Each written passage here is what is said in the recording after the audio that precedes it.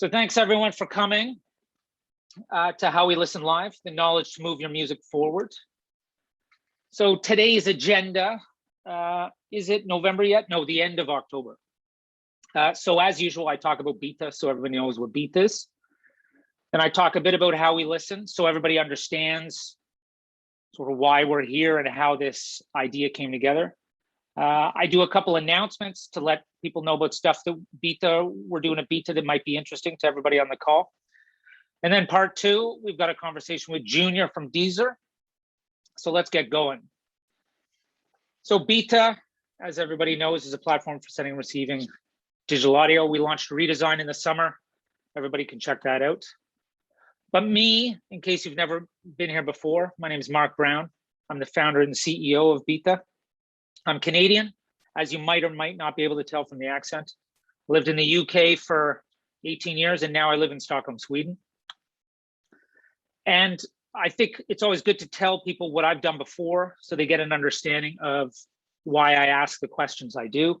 I started at an artist-run label in the 90s, long before the internet began, or maybe at the start of the internet.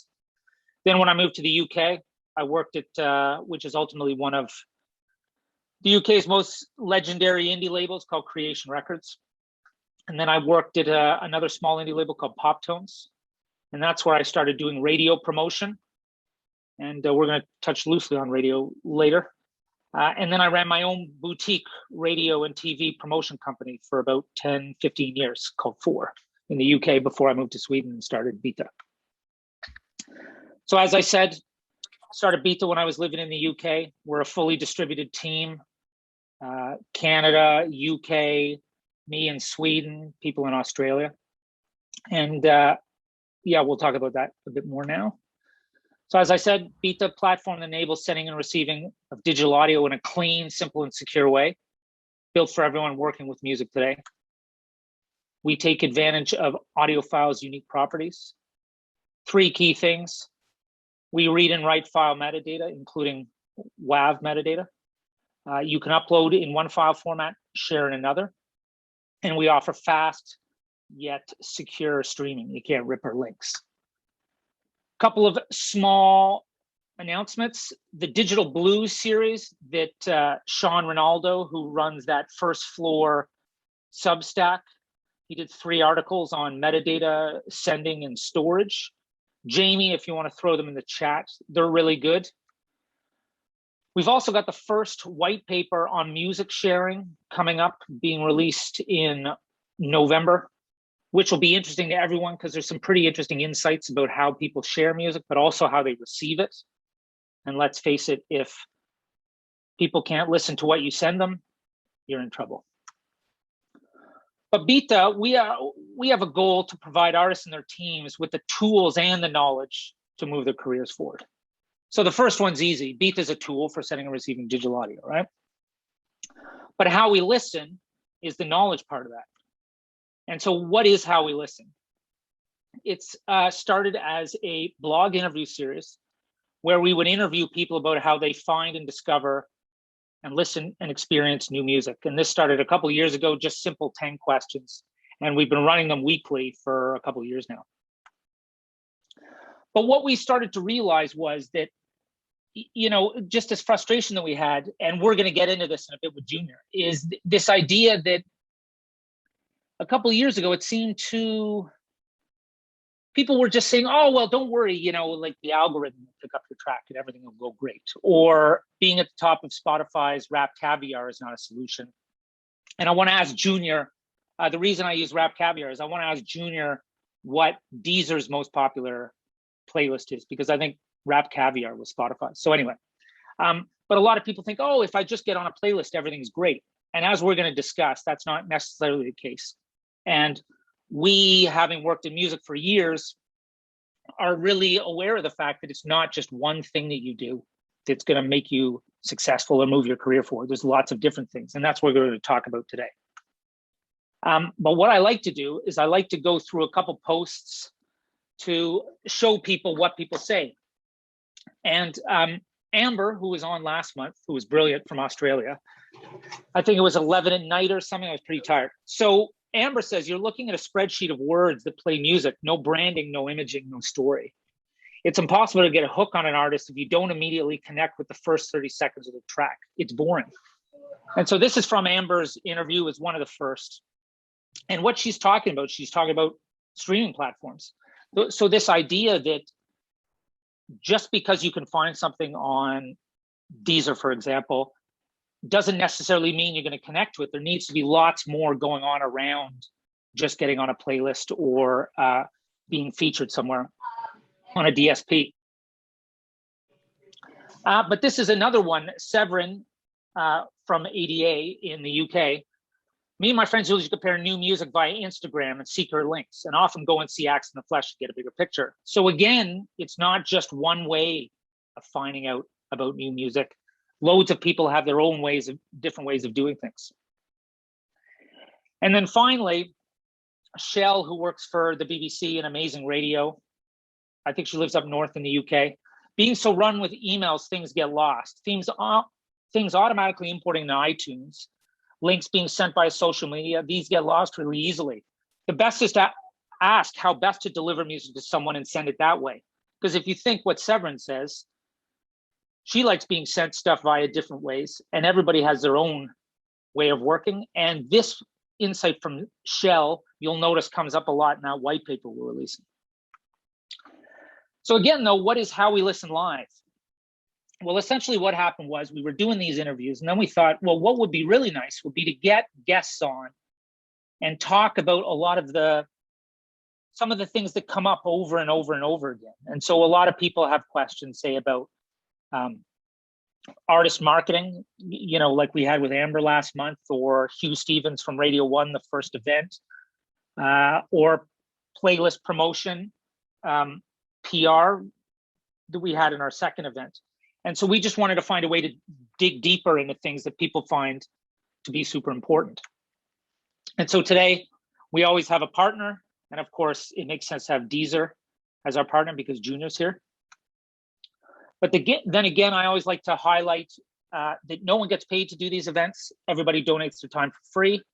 And instead, we donate some money every month to Maytree, which is an open house that's open 365 days a year for people when they're feeling suicidal. It's up in North London. It's super important to us at Byta, and Jamie will throw it in the link. Mental health is a very important issue for everyone, and we think it's important to highlight. So thanks again for everybody donating their time. Again, this is normally where I talk about a blog post I've written, but I've been too busy lately. So just memorize this domain name, visnomics.com. That's where you can get a hold of me. I'll throw out my details at the end, but all my socials are there. We've got a Facebook group if you so like to get information that way. And we also have a YouTube channel. Normally what we do is we do the event live, it gets recorded, we send out an audio link, and then maybe a month later it goes up on YouTube. So if you ever can't make an event, just sign up and you'll get the links automatically at the end, yeah? And as we always do, we announce our next event here today. And the next one's with Phil from AWOL, who we've been talking to a bit. And we think this is a great photo, by the way. I wonder if he's taken it as just to snap himself at home. But release planning and building a team, which we're really big on. Jamie from Byta and I just did a big talk in Tallinn about building a team. So I'm really looking forward to this one. So that's 30th of November. I think Jamie throws a link in the chat. Let's see. But anyway, you know how to sign up. And any questions, just screenshot that, or Jamie will throw my details in the chat. And there we go. And Junior, where are you? Would you like to unmute? Would you like to unmute? Hello, hello. Hello, how's it going? Not too bad, sir, not too bad. How are you? Good. So first things first, you've had a release of your own, I hear. Do you want to tell everybody what's happened this week? Yeah, so I have, my second child was born on Sunday. So I'm currently off work, but here to speak to you wonderful people. So thank you very much. Brilliant, brilliant. And have you chosen a name? I have chosen a name. My little boy is called Oscar. Cool. Congratulations. Thank you. And if I understand correctly, this is a COVID baby. Is that correct? Yes. I was I was isolating. My wife is still isolating, and then Oscar decided that he wanted to come, so we had to come Cause out. a little trouble right out of the starting gate? Caused a little trouble, you know, a little rush release, if you want to call it that. And we ended up, in our own Surprise little drop. Yeah, in our own room with an X painted on the door that nobody could come anywhere near us. It was wonderful times. Wonderful. Wow. Brilliant. Well, congratulations. And thank you. I appreciate your commitment, you know, because this was 2 days ago. Is that correct? Yes, it was. Yeah. So if you hear anything, it's either Oscar or my other child running around trying to be No problem. No problem. All right. Well, so thanks so much for being here. The bad news is I have 3 pages of notes at least, so everybody get comfortable. But as I always do, I like our guests to just give a short background on how you sort of started in music and then how you got to where you are now. Sure. So I kind of always was in and around music as a teen. My family is kind of into what has always been in music, from running sound systems in Jamaica, running sound systems in London, being at the forefront of the jungle and drum and bass scene. So I was always in and around music anyway, and then ended up running into an old high school teacher that gave me a number for because her friend was looking for an assistant. That person was head of marketing at Epic Records at Sony. I didn't manage to get the job, but they wanted to keep me on. The MD wanted to keep me on as an intern, so I stayed on as an intern and essentially worked my way up through Sony to being a product manager there. Then I left Columbia Records at the time and went to Universal and worked in their broadcast department for a little while. Then had massive burnout from the music industry and ended up working in film. So I ran the digital and print side of things for a film agency, and then ended up being head of marketing for a film agency, working on a lot of the early Marvel films and a lot of films for Paramount Pictures. And then at that point, one of my best friends was like, "Look, we need to get you back into music because we've had enough of you having, you know, your nice time being, you know, very highbrow." So I came back and set up my own creative agency, which is still running. And then from that point, joined Deezer 4 years ago. Next week, I believe it is. So I've been at Deezer for 4 years. Yeah. So there's a very colorful background. And your title at Deezer is? Head of Global Artist Relations for Deezer. Okay. And the one question I have about your background, you said you interned. Yes. That was what, 15 years ago or something, maybe? Just touching 20 years ago. Yeah. Oh, sorry. I'm sorry. I like that. let's lie and say 15. So did you get paid doing that? No, at the start I didn't get paid, no, at all. And then did you get travel back then? No, there was no money in it. There was no money whatsoever. But then what happened is that I worked for Nick Raphael, who's now at Capitol Records. He was the MD of Epic Records at the time. And because I'd done a lot of stuff in the dance world anyway, as in the drum and bass world, fly postering at the time and guerrilla marketing was a massive thing then. So they kind of gave me the keys to do a lot of the guerrilla marketing for releases, and I picked up like a couple of £100 a month just to help me move around and drive up and down the M25, speaking to the various different people around the country. So I got a little bit of money, but I was specifically doing a job for that. Because the reason I highlighted is these days people don't intern for free, which and it's something, because I started the same way, and that's why I wanted to highlight it. That a lot of the talks I've done when I've talked to students and stuff is that the attitude has changed a lot. So it's good to, I just wanted to highlight the fact that for anybody listening, that's the way it used to be. These days, you should get paid at least something. So but that's a big change over the last 20 years. Big time. So, okay. So artist relations then, can you tell me, because I've never really spoken to anyone who does what you do before, so I'm super curious about this. Like what does your job entail really? So essentially, in our team, in my team, we are the contact point for any artist, any distributor, any label, any manager who wants to interact with Deezer in terms of get their music onto Deezer, you know, and essentially grow their profile on Deezer. We would be the first people. There are other people in the background that, you know, do the suits, as I call them, that do the legal chat, and they have the big old talks about, you know, distribution and the pipeline, so you can get your music ingested into our system. But when it comes to, here's my new music, what should I do with it? Here are my press shots. Here are, I'm touring on these dates. Can you come and see me play? You know, all of that kind of thing. My team, or artist relations, is the team that you speak to about that core situation, you know, your situation and what you're doing as an artist or as a label. And so, like, who do you most interact with? Do you interact with individual artists, bands, or distributors? How do those sort of things start? Well, given that for me, I'm slightly unusual to a lot of other people in my team and other DSPs, because I've been around for a long time and have many friends and have crossed many paths. I would say I speak to a good balance of managers, labels, distributors, and artists directly. I don't really, from my point of view, I'm not precious about who I'm speaking to, as long as the information is correct. And, you know, if we've got a relationship, then we're good to go. We talk. And so, like, so let's pick something like a relatively maybe established artist, or someone that is through a larger distributor.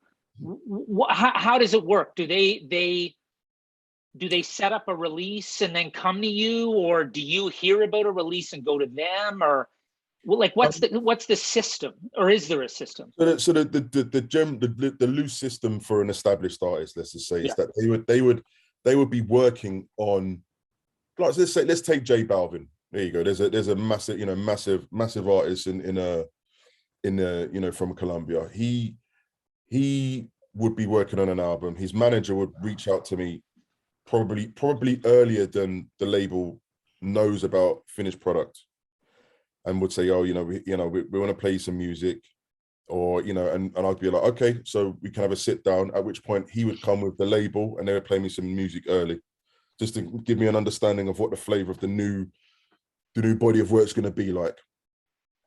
From that point, then we would talk about, you know, rough release dates for singles or albums, or what's going on in the world. You know, is he touring? Is he going to tour this album? What was his thought process making the music? Really deep dive into what the song and the album's about. And then from that point, I would go away and start thinking about how I can best amplify what's going on in that artist's world and push them out through Deezer's platform. Okay. So, in a nutshell, that would be with an established artist. Okay, well, let's go down maybe an artist that maybe has a team but isn't established yet. So with a mid-tier team that we refer to that type of an artist, with a mid-tier artist, it would be almost similar thing again. Manager reaches out or label reaches out. Normally label would reach out and say, we've got this artist returning again. This may be their second or third or fourth release, album release. We'd have the same conversation. I'd want to know the same information. What's the artist about? What headspace are they in? Where were they when they were recording it? Who's featured? What production team's on it? You know, I'm a muso, so I'm really interested in what's going on. Like, what was going on when you were creating this album? And it would go it'd be exactly the same system again, essentially, with a mid-tier artist. And it's like, so because that quote from Amber that I had in my little intro, that Amber from Australia, like, it's interesting what she talks about with this idea of context, because I think a lot of artists, they think, oh, like, I've made a record, it sounds like these other records, it should be fine.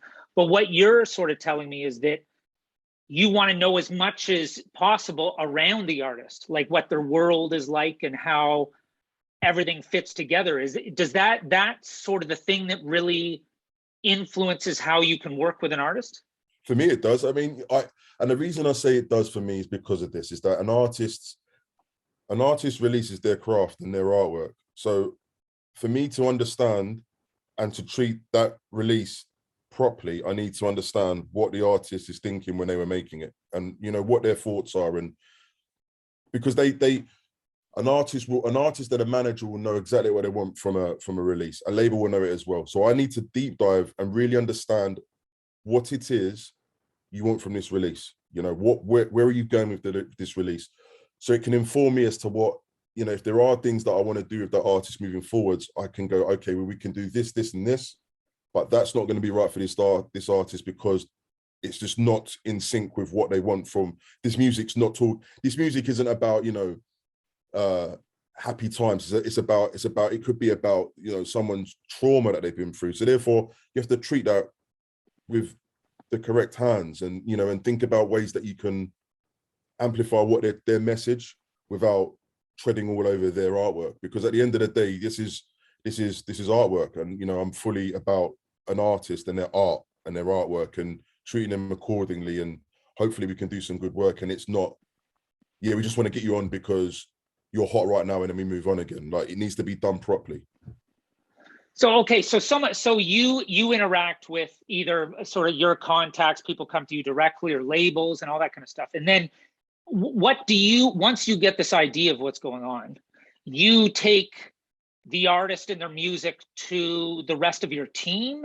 Like, how does it, because one of the things I certainly don't understand with DSPs is I don't really understand the stuff that's happening in the background. So I know that there are people that do your job. So you get the vibe of what's going on. How does it sort of, without revealing all, like, exactly how you do things, like, what's the process internally so that people listening can get an understanding of what you all are thinking about once you know more about the artist?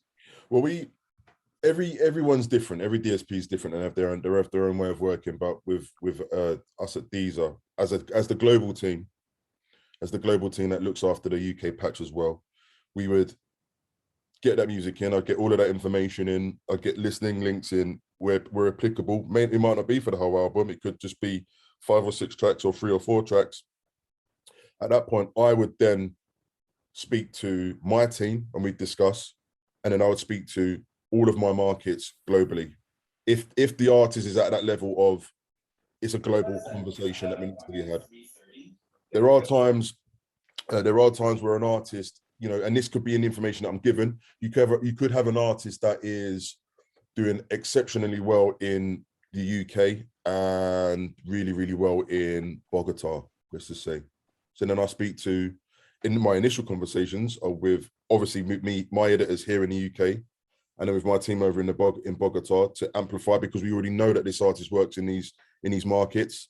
And then if we see it start shaping up, then I open that conversation up to other markets around the world, because this is the global part of what I do. And I talk to every market in our various calls and say, right, I've got this artist coming through. Here's the listening links. This is what I'm thinking. What are you thinking? We have a conversation. We put together plans as to what we might want to do. Then we speak to the label and the manager, and we see if we can land that work and get things moving.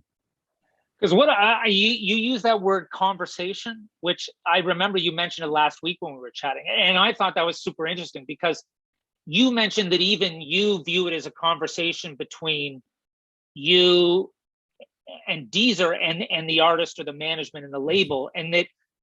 So is that the way you view it? That it's an exchange of information going back and forward, where, you know, the artist comes to you and gives you a load of information, and then you go back and get. Is that how you sort of build things over time?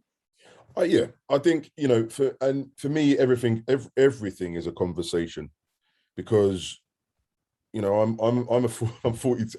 I look young, but I'm 42 years old. And there's a certain level of manners that you must afford everyone, and conversation is that. And we have a conversation. Nothing's a given. It's a conversation, and we talk and we vibe. And I'm a firm believer of talking to people where I can. I mean, obviously it's very difficult because there are a lot of people emailing and trying to get hold of me, but where I can, I have a conversation, because you get so much more information out of a conversation, you know, and that's what I mean by the conversational chat. Like, what's going on? Okay, you know, we've got this going on. All right, okay, cool. And we build backwards, because sometimes an email just isn't enough, and you need to have a chat and just understand what's going on. And you also sort of mentioned editors and stuff. Are those the people that look after the playlists? Is that the way? That's right. Can you talk a bit about, because we'll talk about playlists in a bit, but can you tell me a bit more about the role of playlists at Deezer? And did you mention, do you have like what you like, is it feeder playlists, like playlists that Yes. So, because that sounds super interesting to me. Can you sort of explain the levels of playlists and stuff? So editors, our editorial team, pretty much most DSPs work in the same way. So the editors essentially program the playlists. Some people don't do it live like we do, but we have editors that are programming live in real time. So live, really? Explain that. It's a real, so for argument's sake, our UK editor will be getting information in from me and from the rest of my team about, we've got these releases happening this week or next week or next month. And he's like, okay. And what he will do then is he will, in the same way you have a, almost, which you'll know, Mark, you'll have a music programmer at a radio station. We'll bring that in and understand, okay, so this artist is releasing this, so we'll put him into, or him or her or them into certain playlists. If they're a development artist that is, you know, brand new, then we put them into what we call, you know, they work their way up through feeder playlists, which are those playlists that have good awareness, but you can build attraction. And it's, you know, we have different playlists for different any type of release. So you could have a release that is slightly alternative. We have releases for that. You could have bedroom pop releases. We have playlists for that. You could have, you know, a really heavy thrash metal band. We have a playlist for that, but we build them up through their certain ecosystems, and then they work. If they are working well, and what I mean by working well is things like satisfaction rates. So if the public are streaming said track and enjoying it, and they're coming back and they're putting it into their own playlists, because we can read all of this data, then we feed those tracks into bigger playlists, and then bigger playlists, and then bigger playlists, and you work your way up. And that's essentially what I mean by feeder playlists and what editorial does. So when I'm talking to them, they're like, okay, we've got this release from this established artist. Okay, well, I know they work well, and we've got the song, and this works well, so we're going to put it in these playlists. And that's essentially the conversations that are happening all day, every day, between my artist relations team and editorial content team around the world. Exact same conversation every single day, in real time, all the time. Because that's like that's super interesting. So you sort of highlighted this idea, like you hinted at radio, and if I remember correctly, the way it works in UK radio, say for example at the BBC, they would test records if the audience likes it or not, right? And so is that essentially the way Deezer would see that what they want to know is that you have these experts like yourself, and then people on the editorial team who have a lot of experience with music and blending newer tracks into playlists and stuff. Is it even a dialogue with the audience in that way, where they put certain tracks in and then they see that the audience is responding to it, so then they can increase the profile of those? So it's the audience is also sort of defining the popularity of the artist in a way? 100%. And it's sometimes people think it's a bit of a myth, and you know, at DSPs we read data all the time. At Deezer we are reading the data all the time. Like there's never a point where I'm not looking at something and going, okay, that's really working well on our service. Or I look at somewhere else and go, okay, that's picking up a lot of heat somewhere else in a different medium. The public define whether a track is hot or not, and how many playlists that if in theory, how many playlists that track ends up on, because we will test it.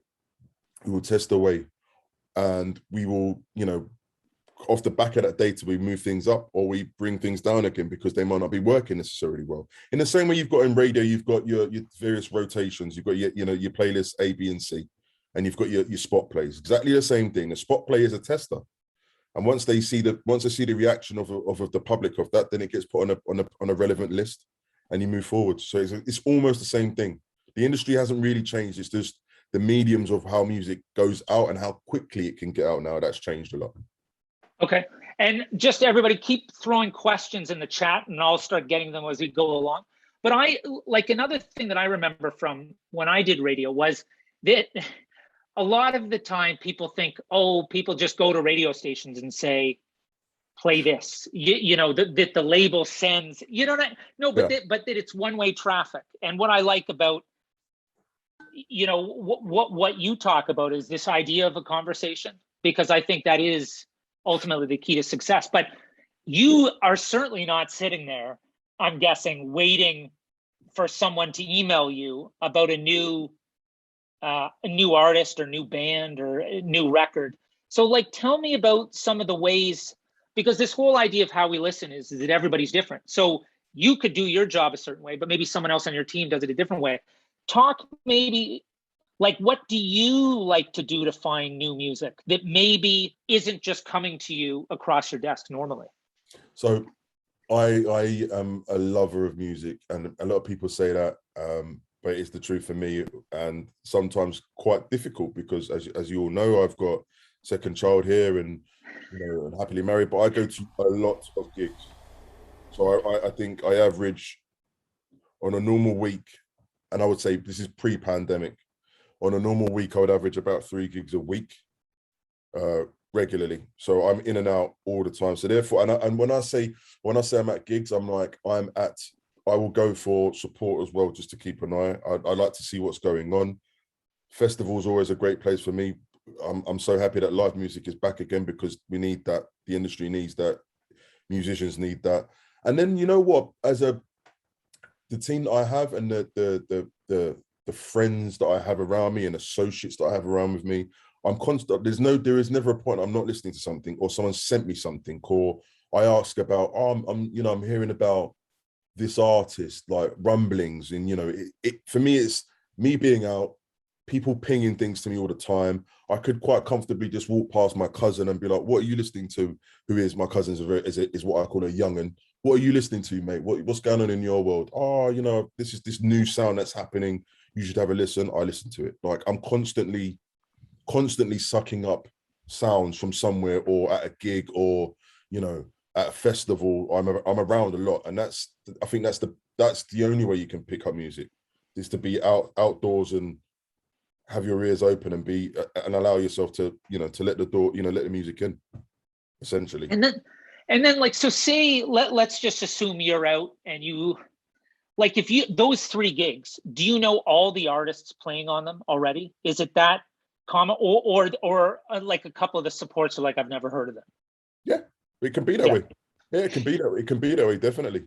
And you know, there are, you know, for me, because my team covers different disciplines. So what, you know, everyone looks after a different account. So that could be one of the majors, or it could be, I have a little team that looks after indie. So they're always talking about, oh, you know, we've got this new artist coming along that's being released on one of the smaller indie labels. And I'm like, yeah, I'll come.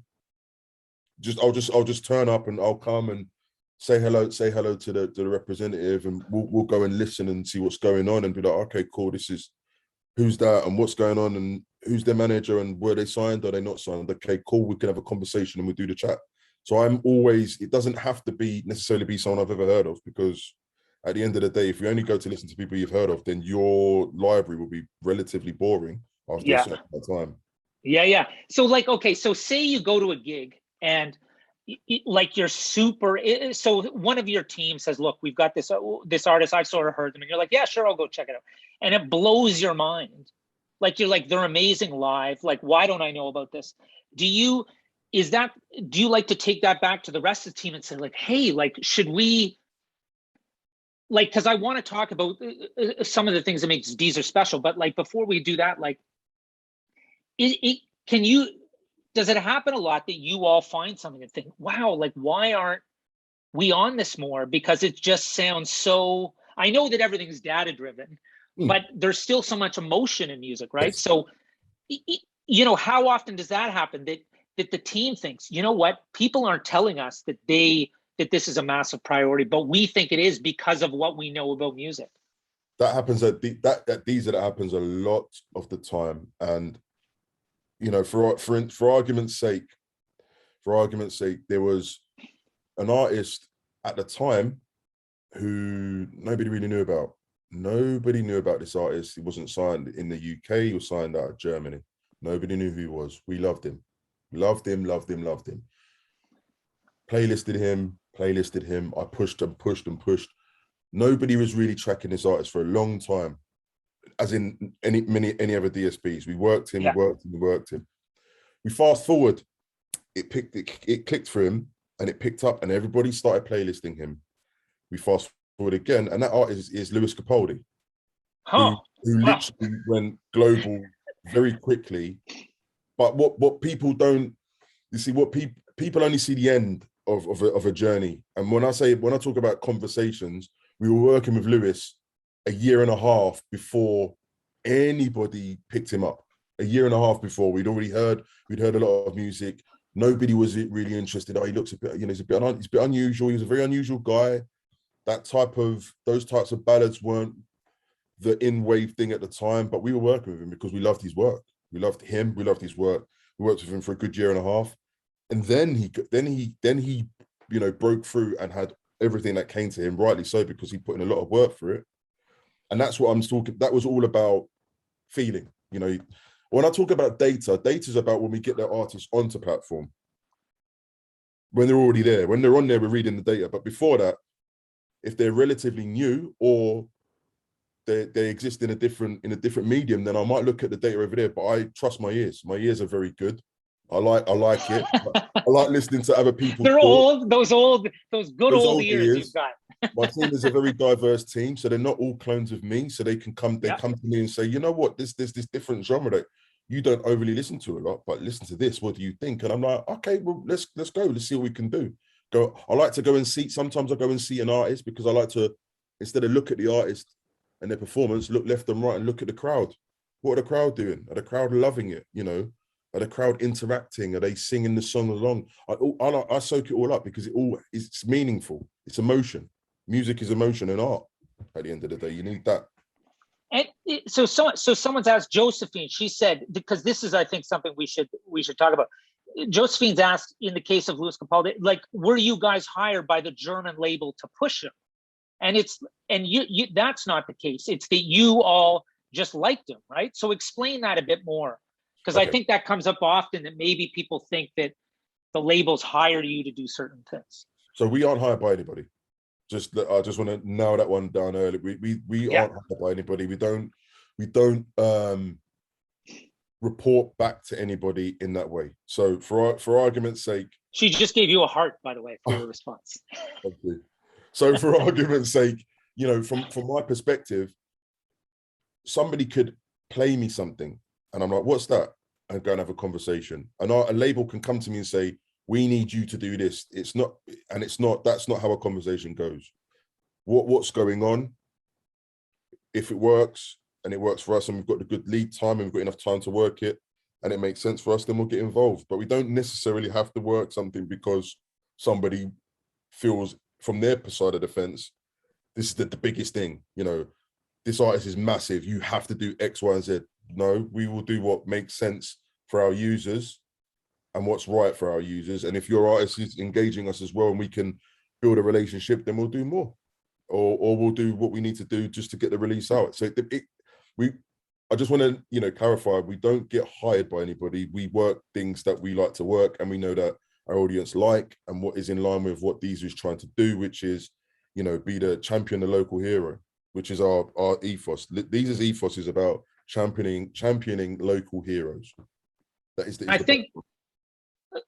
think it's also interesting how you've highlighted the fact that you all picked something in Lewis, like you picked something that you all thought was right for your users and your listeners. Whereas even all the other, it's not like, oh, all the other DSPs were on this or somebody in radio was into it, and that you were supporting him this whole way along because it meant something to you all and what you're doing with your listeners, irrespective of what's happening elsewhere. And I think that's because normally people think, oh, well, I'm sure all the DSPs play that, or all the same radio stations play that. And it's not like that. It's much more nuanced, is it not?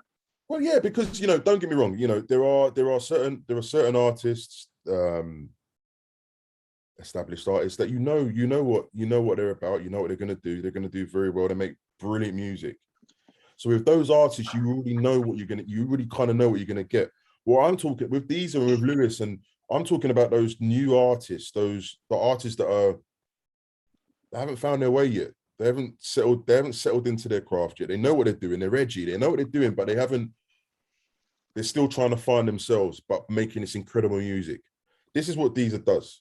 In all of our markets, we want to, you know, our editorial teams and our artist relation teams have their ear to the ground in those markets. So they understand that an artist might not,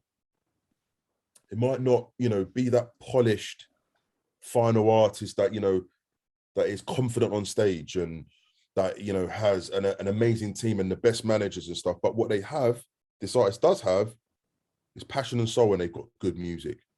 And at the end of the day, if you've got good music, it will find its way through. And that's what Deezer is. Deezer will be ear to the ground in all of our markets. Junior, I've heard this great artist from Scotland. Okay, who's that? This is another artist, a different artist, you know, Jerry Cinnamon, who doesn't do anything that, you know, realistically, you wouldn't really know who he is.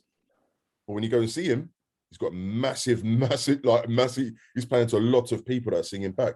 It's all about feeling. It's all about the how good is your music. If your music's great, it will find its way through. People will support it. And that's what Deezer does. Tries to find, we work with the established artists, but we also want to work with those artists that are just trying to find their way, trying to cut through and build relationships with them.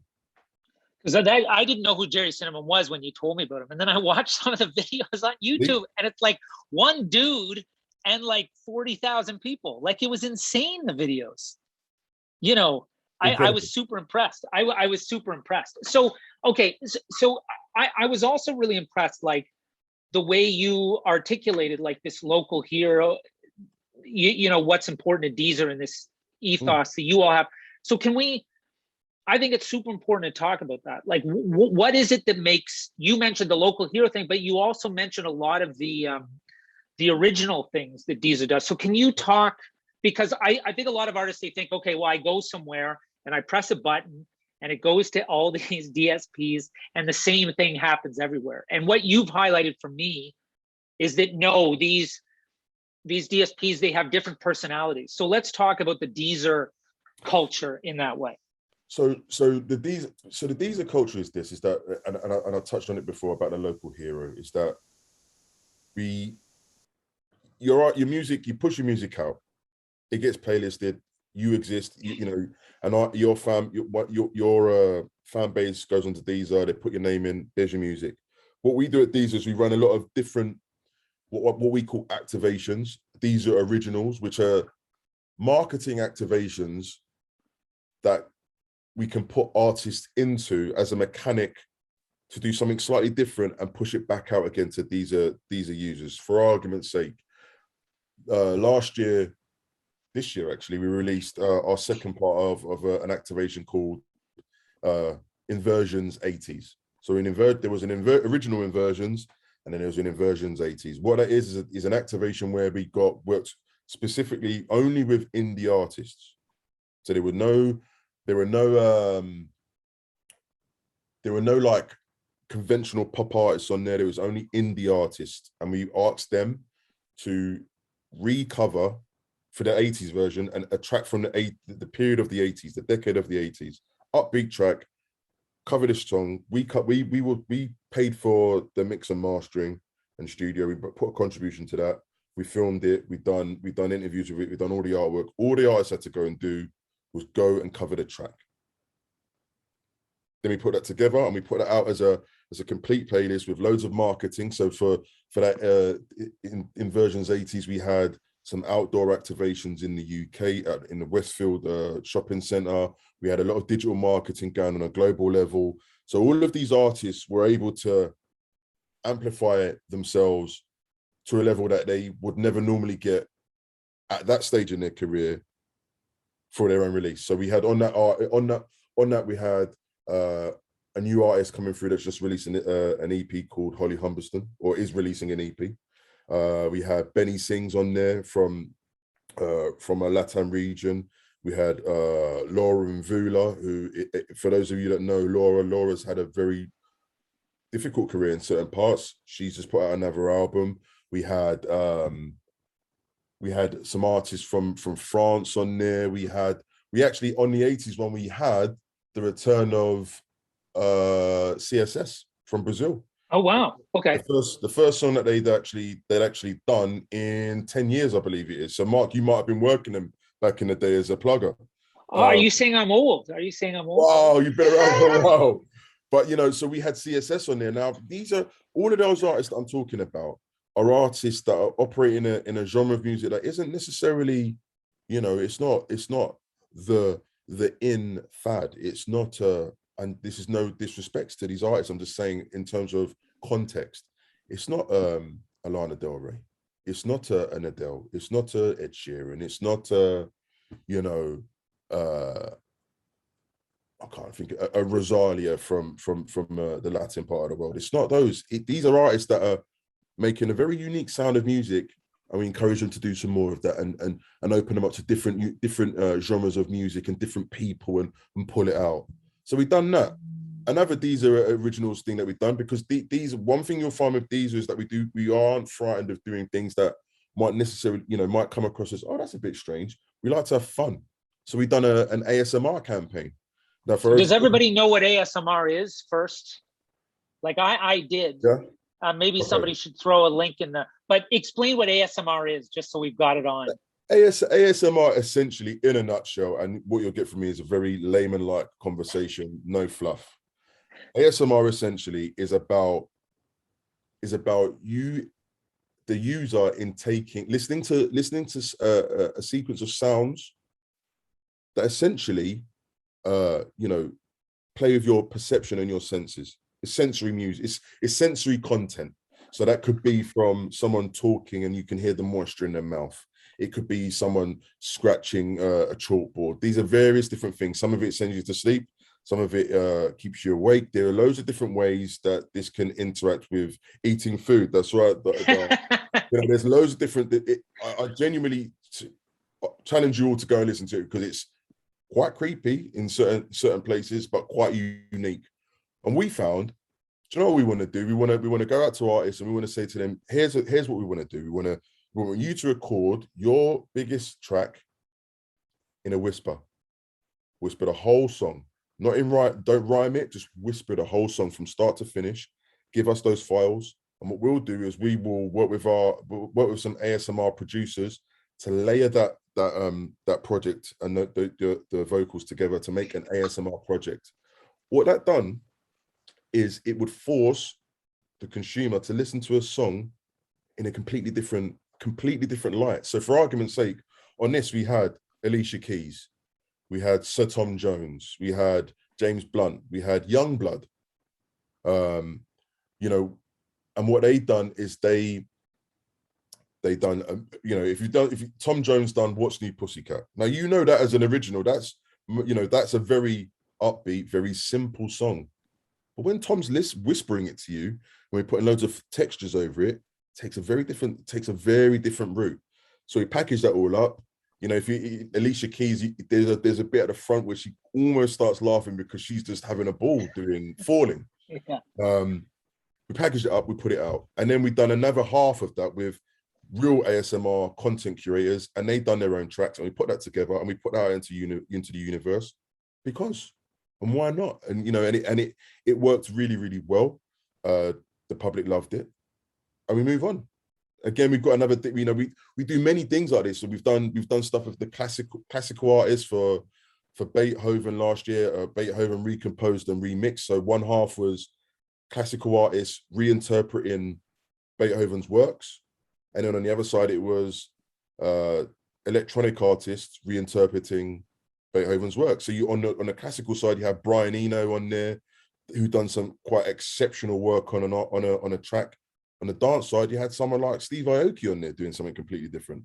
The point is that we work with these bigger artists and and they were smaller artists in there as well, from the classical world and the dance world. What we like to do is we like to bring established, development, those mid-tier artists, throw them all together in genres that don't generally get as much light as, let's say, you touched on it, your rap artists in Rap Caviar, or your big pop artists like your Adeles or your Ed Sheerans or what have you. So that's what Deezer is.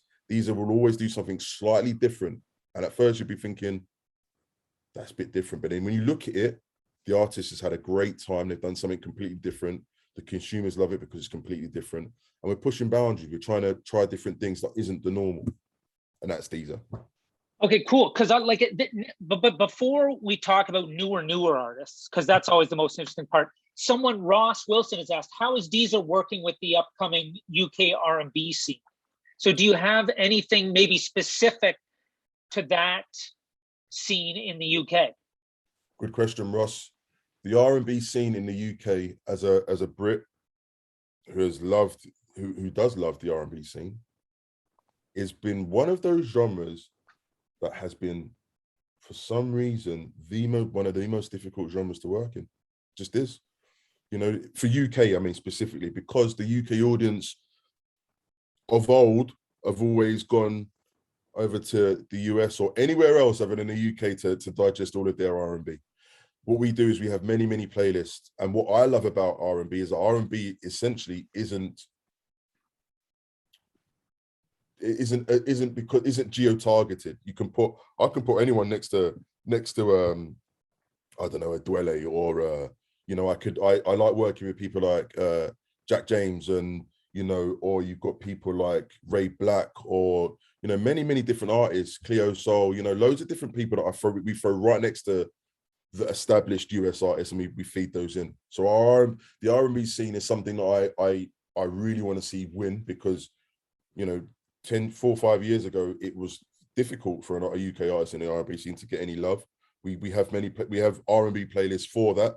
We push them together next to established artists, so they get their shine right next to an established artist. And that, I think that should answer your question, Ross. We put them all together and we push them out.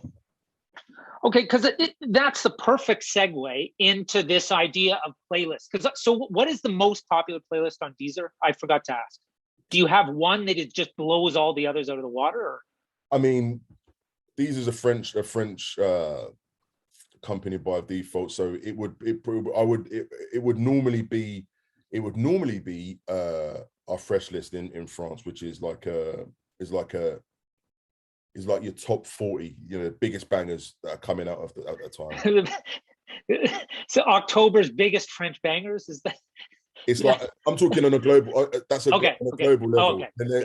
And then there's there's a couple of playlists in Brazil that are purely because of the way people digest music in those regions are ridiculously huge.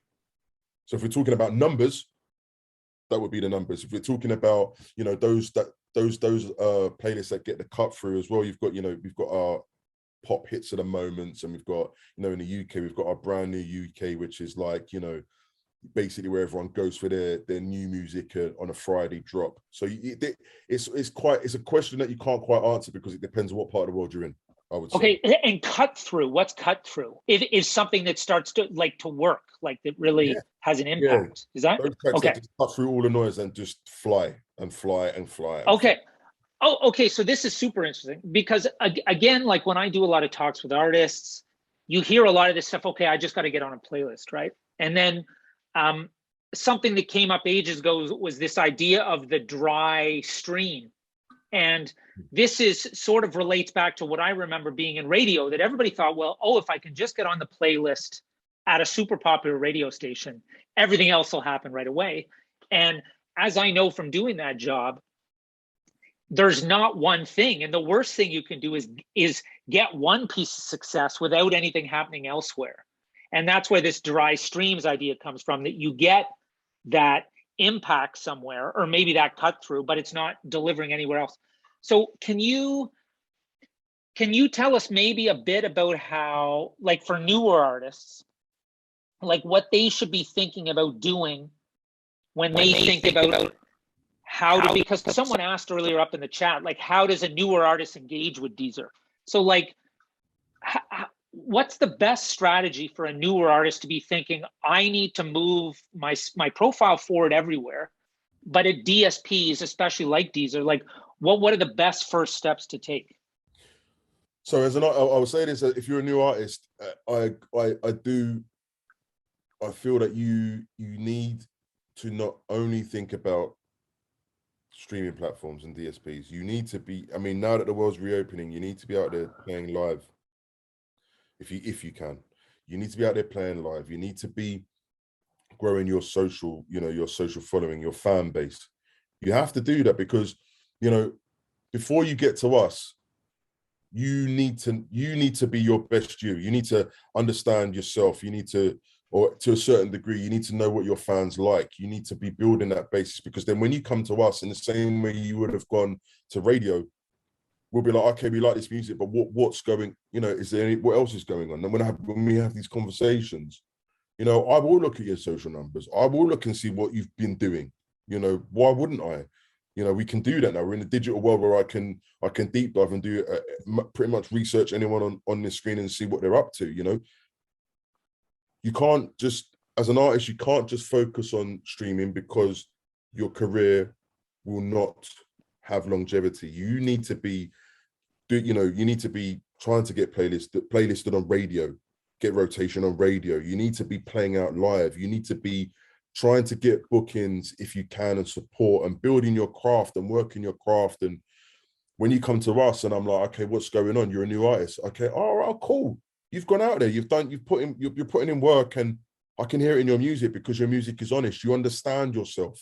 You understand what your music means to people. When you stand in front of somebody, you can, and I'm not saying that you own the room, because everyone's different, but you have a connection with your fan base. This is the emotion part.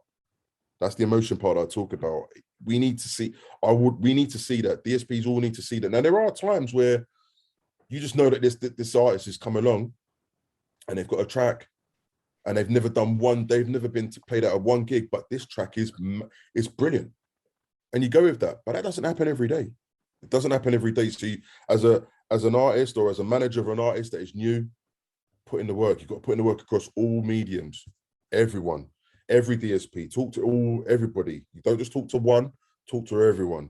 Spread your word, get your music heard, play as much as you can, because it will all build into you having a career and getting the flowers for your art, which is what you want. I mean, everyone wants to get paid, I appreciate that, but you want to get paid and be seen as an artist that is making great music and has a connection with their fan base. That's the key. You want to be leaving great bodies of work for people to listen to. So, because I think, like, a note I made when we chatted last week was this idea that the first step is, which I think is actually quite beautiful. It's like the first step is to grow your art. Yeah. And then the second step is to grow you. So you have to know, because I've written about this before. I think Jamie might want to throw it in the link, that here to there blog post. Like, the idea that you as an artist need to know what you want to do. Like, if I'm an artist and I have a track that you like if I can't articulate what my plan is, how can you know what I want to do? 100%. And I think I found that to be super interesting. But Diane has asked here, what if you don't have the social numbers, but you're still working the ground with live gigs? Would that be considered above socials? I'm assuming you don't have a hierarchy, do you? Or like about you need to do this first, or no, definitely not. And I would say to that, if your social numbers aren't great, which is, it's fine, it's not a drama, but you're out there playing, we will know that. We will see that. We will go and have a look and see what's going on. I just want people to understand that, just because you say it's so doesn't mean that I'm not going to go and have a look. And our team's not going to go and have a look and check, because that's what we're here to do. And we want to make sure, that what you're telling us is right, is true. So if you're doing one on a live scene, 9 times out of 10, I would know someone that would have seen you at some point, and we have a conversation. Yeah. We're good to go. You got eyeballs everywhere. Everywhere. So it's not only, I would say this, it's not only about socials. No, it's not at all. And I don't like socials. Is the last thing I look at, if I'm brutally honest. I want to know about what you've been doing out live and what your music sounds like, and if you perform well.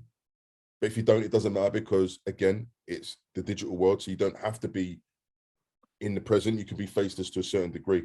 And and then from that point, I want to know if I can work with you. And when I say when I have conversations, nobody has to be confident. It's not about being the most confident artist in the world. I've met many an artist from established to mid to starting out that have no confidence in front of people, but when they start performing, they turn into a different person.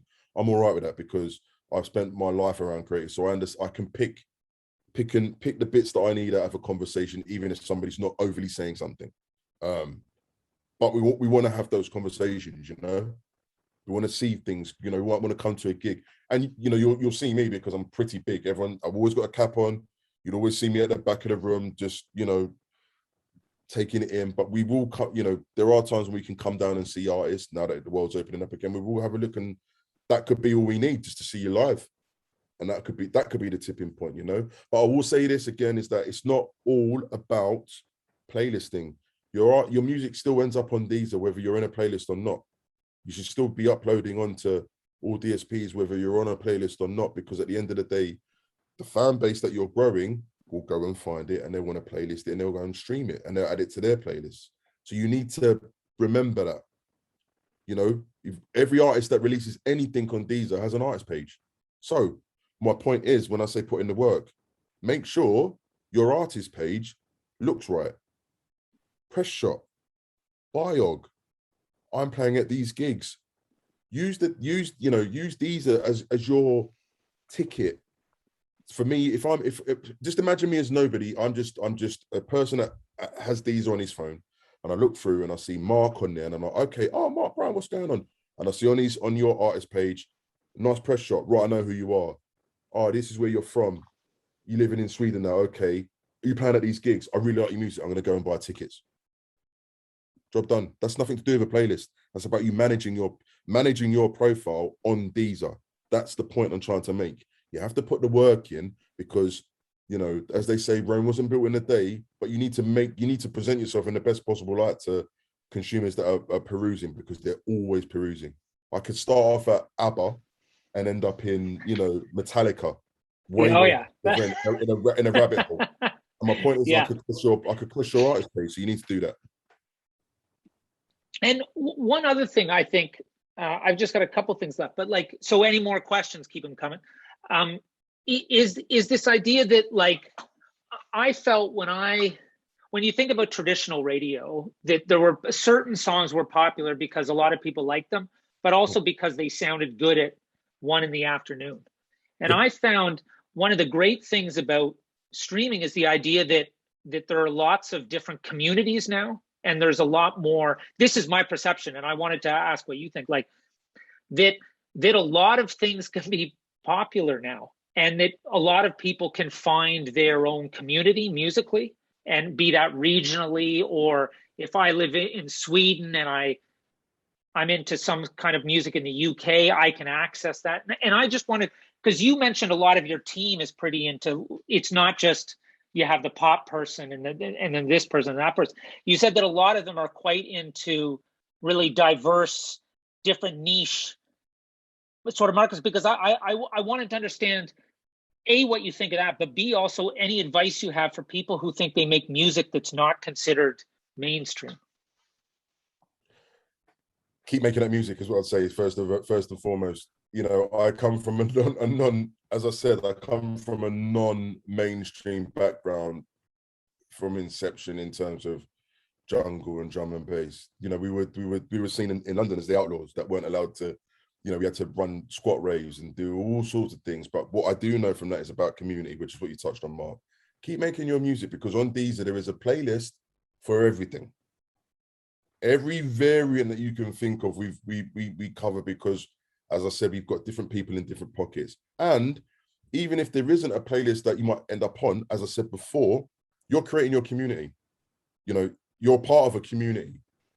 Whether you want to be or not, you are creating a community and you're part of a community. You keep, and I would say that you keep, if you start making music that isn't true to you, and this is what I talk about, being honest, and you try to make music that's mainstream, but it isn't you, it won't sound right, man. And, you know, at the end of the day, it's just gonna come across as a bit fake. And I think what we're getting now, which I think, Marc, we spoke before, is that now, because of maybe lockdown, and isolation, and people really being at home and working at home and being very much more sensitive to everything that's going on, is everyone's really being honest now about and making music that means something to them. So I think keep making your music and being honest, because honest music is really, if you look at all of the stuff that's performing now, honest music is the stuff that's cutting through. People will understand an honest artist. They can, that artist there, she's talking to me about directly to me. I understand what she's saying. Or that non-binary artist, they are talking to me and they understand the plight that I'm going through in my little village. You know, communities are coming up everywhere and everyone's supporting everybody. And I think we need to stick to that ethos. And this is what I talk about with art and, you know, an artist and their art. You've got to protect that. So you've got to make music that's right for you, because somebody somewhere is in that community with you and wants to be in that village with you and they want to grow it with you. So keep doing what you're doing and don't feel that you have to go and make something else because, you know, you feel that you're going to get more cut through because you've made a lovely pop track and it's, you know, it's wonderful and it's got like harps at the start and harps. I don't know where I picked harps from, but you know, make music that's true to you is what I would say, honestly. Are harps cutting through at the moment? Well, in certain genres they are, definitely. Okay, I wanted to end it there, but I do have to ask the one question about timelines, because this is the other thing that I think most newer artists get wrong. Can we just talk about when you like to get things, or what the right kind of timeline is for what you do? Early. Okay, how early? I can't stand somebody talking to me about a release that they've got on a Friday and they're talking to me on a Wednesday or a Tuesday. It's just like, you're not giving yourself the best opportunity there. You as an artist or a label, you're not giving yourself the best opportunity. If you get 2 weeks out is minimum. You should be firing out. Now I understand, as we said, you know, with my Rush release that came on Sunday, things happen, and that's all right. That can happen. But don't try not to be in that situation. Try to knock things out. There you go. Lead time is key. Lead time is key. But how much lead time? So minimum 2 weeks. But if you're a newer artist, it must be longer, right? Yeah, you should be talking. If you're a newer artist, you could talk. We can have a conversation. I've had conversations with people 2 months ahead of a release. Yeah. 2 months, there's been times where we've got closer to the release and I completely forgot I spoke to them and they said, "Yeah, we spoke." And I'm like, "Oh yes, we did. We're good." And you sent me your links and everyone's aware of it. So this email now that you're sending to me now is a nudge, so I can remind the editors that release that we spoke about 2 months ago is happening in 2 weeks. Okay, Junior, brilliant. Okay, we've got that. We know what we're going to do with that, and off we go. The art of the nudge. The art of the nudge. It's very important. That's what my team does. That's the bottom line. That's what the team does. So for me, people contact me and I might direct them to one of my team. You should speak to this person. They'll send you everything you need to know about getting your music up on it, how to pitch correctly to Deezer, because we've got different forms, you know, for independent artists that they can pitch on an independent record label. So there are many, many different ways that you can get onto Deezer without even having to speak to somebody. But then the polite nudge always works. You just got to remember that, you know, at any given day, you're hitting. My inbox is getting hit by about another, 600 releases a day, constantly 600-700 releases about, can you do something with me? Can we do this? Can we do that? So we work as much as we can with it. And someone could be having a baby, so you never know what's going on. Exactly. I'm technically on paternity leave right now, but here I am with you, Mark, and you lovely people. So, for the next 2 weeks, I will be off the grid slightly. But the point is that, LinkedIn, you can get me on LinkedIn. I will put an email. Do you want to write that all? Can you write that all in the chat? I had someone, Josephine said, can I follow you on Insta? You can follow me on Insta. Insta's kind of, I'm still old school, so Insta for me is a very bizarre one to have business chat on, but you can follow me on there if you so choose to. And here I will put in the chat my email address. And what you will see on that email address is my out of office, because I'm on paternity leave. You will see you will see a list of names. Oh, and you'll cool. see two people that look after the indies in Ruth and Paul in my team. And those are the people that you chase. And if you are signed to a major, you'll see who looks after the majors in there, and you can email that person directly, and they should get back to you and say, here's the pitching process. Put your details in here and we can get back to you, and they'll talk you through it. We also have another tool called Deezer for Curators, which is essentially how you guys can manage your own artist profiles or your label profiles, which is what I talk about when you're making sure that you've got all of the details that you need up on there. Now I'm posting my email now, Sam. I'm just talking. I can't talk and type at the same time. I'm not that good. So, you know, it's an age thing. It's an age thing. These different curators is where you can manage your own artist page. There you go. Yeah, it's in the chat right now. So that's my email address, and you'll get an out of office. I have all details on there. So you've got your Deezer curators where you can manage your own page. If you're a manager, you can put your details in and put down information as to the artists that you manage. If you're an independent label, you can put it in as well and put down your artists as well. Put it all in there.